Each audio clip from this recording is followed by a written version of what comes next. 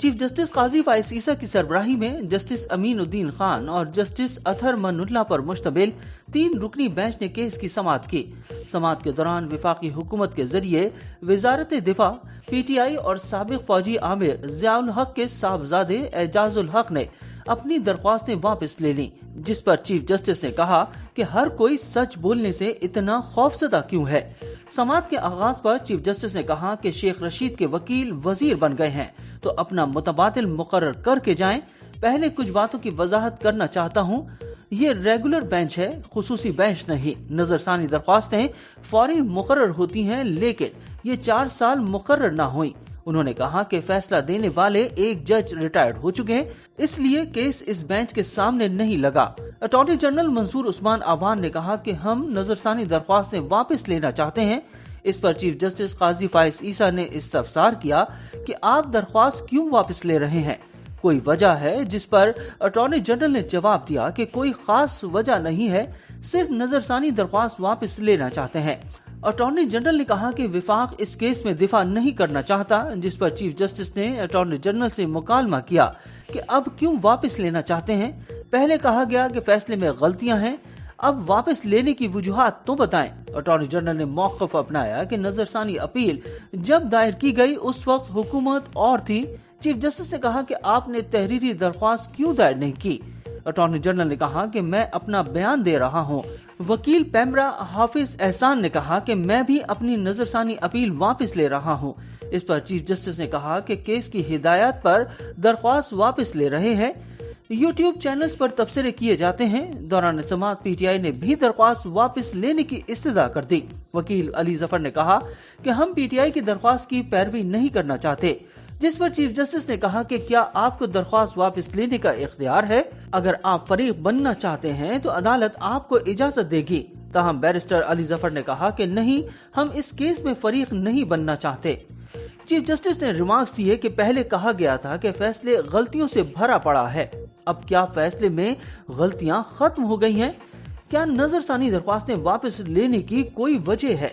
उन्होंने कहा कि जो अथॉरिटी में रह चुके हैं वो टीवी और यूट्यूब पर तकारीर करते हैं। कहा जाता है कि हमें सुना नहीं गया, अब हम सुनने के लिए बैठे हैं, आकर बताएं। हम पैमरा की दरख्वास्त ज़ेरे इल्तवा रखेंगे, कल कोई ये न कहे कि हमें सुना न गया। शेख रशीद की जानिब से एडवोकेट ऑन रिकॉर्ड की दरख्वास्त की पैरवी जारी रखने की इस्तदा की गई, जिस पर चीफ जस्टिस ने कहा कि आपने नया वकील करना है या कोर दलाइल देने हैं, इसे आइंदा समाअत पर दे देना। दरख्वास्त गुजार एजाजुल हक के वकील भी अदालत में पेश हुए। चीफ जस्टिस ने कहा कि हमने तो सिर्फ ISI की रिपोर्ट पर कहा था कि कुछ सियासतदानों ने गैर जिम्मेदाराना बयानात दिए, हमने किसी का नाम नहीं दिया, आपने खुद से अखज़ कर लिया कि आपका जिक्र है। चीफ जस्टिस ने एजाजुल हक के वकील से इस्तफसार किया कि आप ये कहना चाह रहे हैं कि आपने धरने की हिमायत नहीं की, क्या आप कह रहे हैं कि ISI की रिपोर्ट दुरुस्त नहीं थी? कोई बयान हल्फी दे दें कि आपका मौक़िफ़ दुरुस्त है। अटॉर्नी जनरल साहब, आप समेत सब पर जुर्माना क्यों ना किया जाए? उन्होंने रिमार्क्स दिए कि अदालती वक्त ज़ाया किया गया, मुल्क को भी परेशान किए रखा, अब आप सब आकर कह रहे हैं कि दरख्वास्तें वापस लेनी है। हम तो बैठे हुए थे कि शायद हमसे फैसले में कोई गलती हो गई है। चीफ जस्टिस ने अटॉर्नी जनरल से मुकालमा किया कि मलिक साहब, आप जैसे सीनियर आदमी से ये तवक्को नहीं थी। जस्टिस अतहर मनुल्लाह ने कहा कि क्या तमाम इदारों ने ये तय कर दिया है कि जो फैसले में लिखा गया वो ठीक है? फैजाबाद धरना लैंडमार्क फैसला है, बुनियादी हुकूक के तहफ़्फ़ुज़ से ही मुल्क तरक्की कर सकता है। चीफ जस्टिस काजी फाइज ईसा ने कहा कि हम ये दरख्वास्तें ज़ेरे इल्तवा रख लेते हैं, किसी ने कुछ कहना है तो तहरीरी तौर पर कहे। यहाँ सब खामोश हैं और टीवी पर कहेंगे कि हमें सुना नहीं गया। उनका कहना था कि अटॉर्नी जनरल साहब, आपने ये सवाल क्यों नहीं उठाया कि नजरसानी दरख्वास्तें पहले क्यों न लगीं?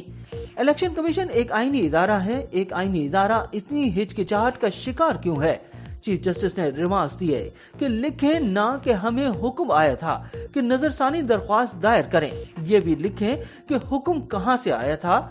अगर आप ये कहना चाहते हैं कि मिट्टी पाओ, नजरअंदाज करो, तो वो भी लिखें।